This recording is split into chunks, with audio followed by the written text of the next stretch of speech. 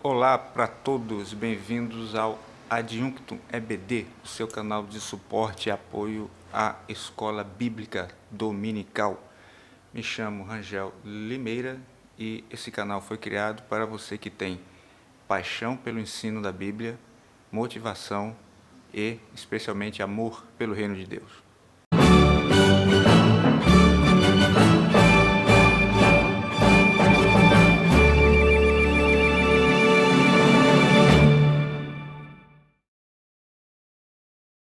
Bem-vindos, me chamo Rangel Limeira, sou professor de escola bíblica há 15 anos, com formação teológica, com habilitação em bacharel, e criei esse canal na intenção de dar suporte, apoio, auxílio às pessoas que de alguma maneira se sentem identificadas com o ensino da escola bíblica e têm o desejo de não só aperfeiçoar-se no ensino, como também iniciar esse trabalho, né? Identificou-se com o ensino e precisa, de alguma maneira, se preparar inicialmente. Isso aqui, apesar disso, não é um canal de formação de professor de escola bíblica.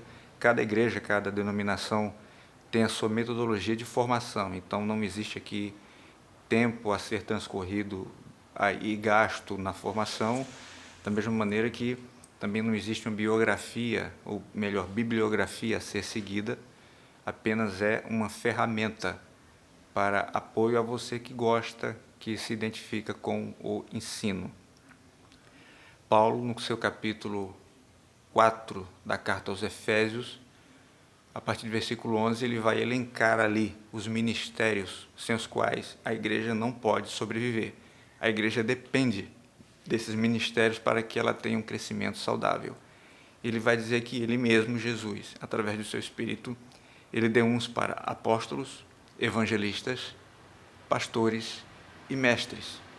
Logo, todos esses 5 elementos, esses 5 dons ministeriais, eles são fundamentais para o crescimento da igreja. Ele vai dizer, para que tenhamos um crescimento saudável, para que cresçamos como corpo. Então, eles não podem ser prescindidos. A igreja necessita do ministério do ensino e esse ministério coopera com os outros, tá? A igreja pode ter qualquer outra atividade paralela, não é problema nenhum. Algum trabalho como dança ou teatro. O teatro, então, é algo muito didático, muito agregador, acrescenta muito ao trabalho na igreja, porém, ele não é fundamental. No que diz respeito à dança, muito menos ainda, né? Não existe ministério de dança. As pessoas costumam muito falar em ministério de dança. Isso não existe. Não é errado, a princípio, dependendo do que se está dançando. A princípio não é errado, mas não é fundamental. A igreja não precisa da dança para crescer. Não precisa. Isso pode ser prescindido. Se houver a necessidade de abdicar de alguma atividade na igreja, não se pode abdicar de nenhuma dessas 5 atividades, desses ministérios, desses dons ministeriais.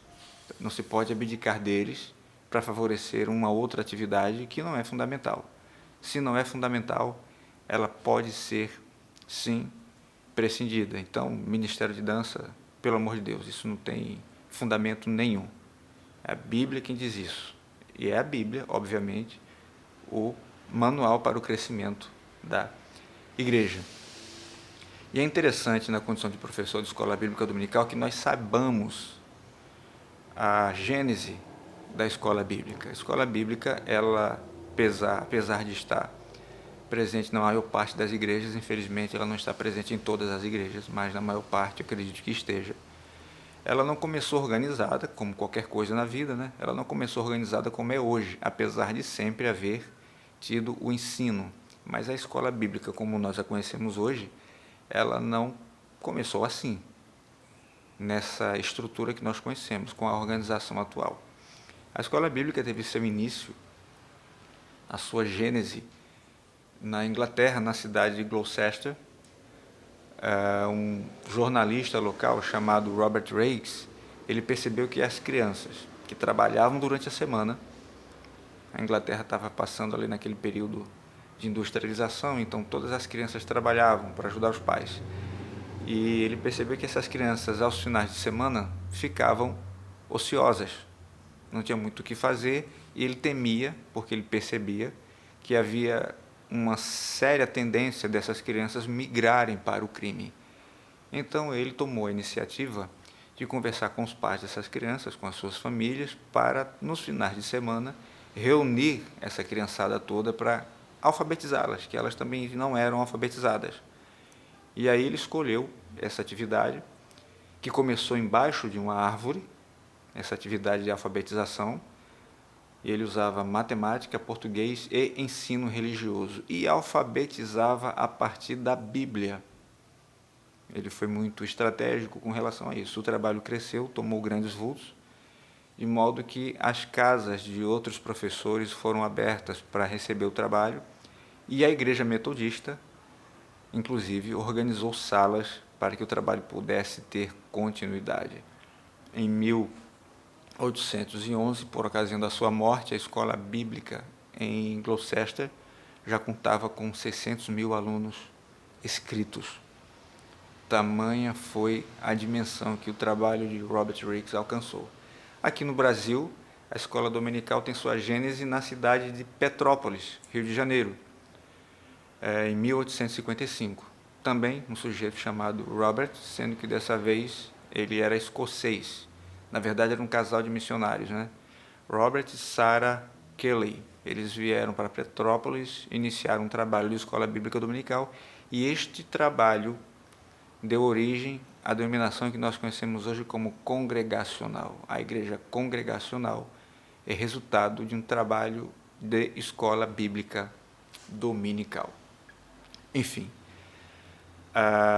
esse canal aqui ele foi criado especialmente porque existe uma necessidade de que se tenha uma motivação, uma dedicação maior à escola bíblica dominical.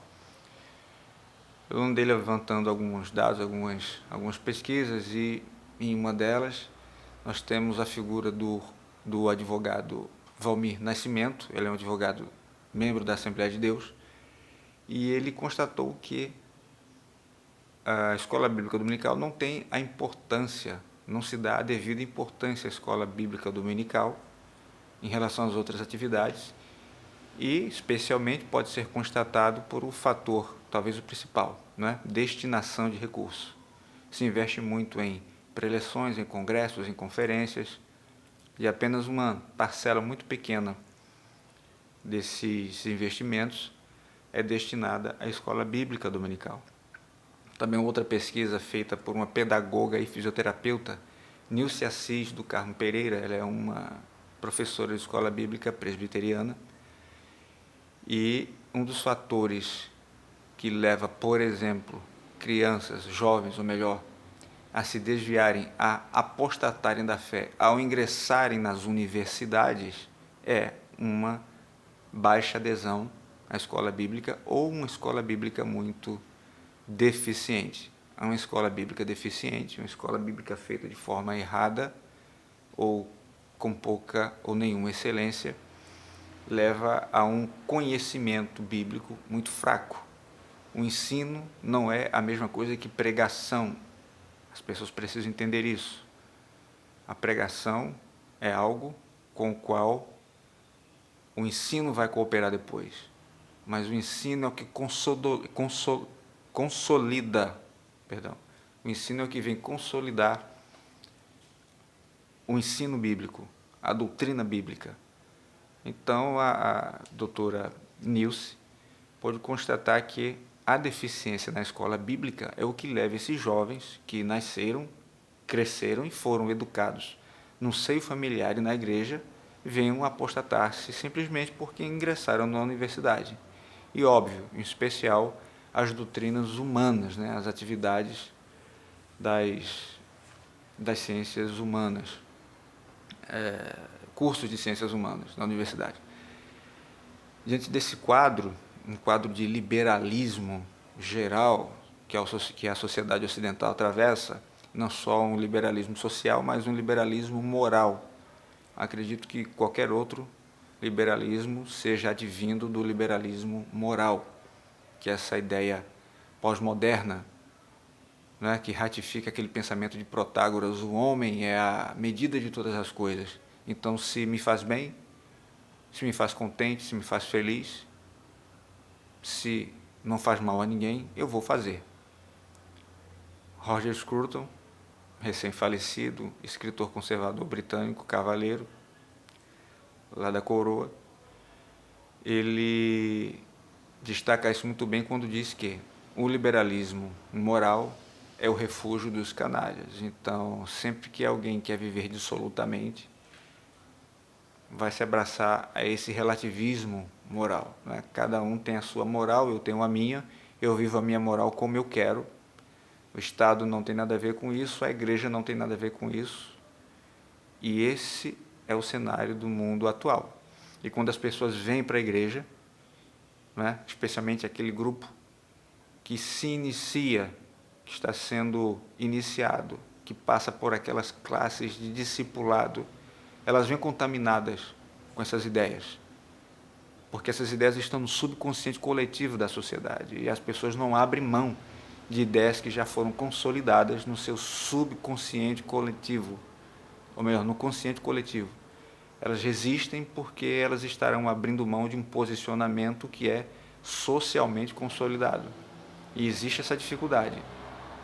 Uma ideia do consciente coletivo, ela vai entrando aos pouquinhos, ela demora, e uma vez que demora, né, e se estabelece, não se dá para arrancar. É como escrever em pedra. Demora muito, leva tempo, mas uma vez que foi escrito, fica difícil de se apagar aquela ideia dali.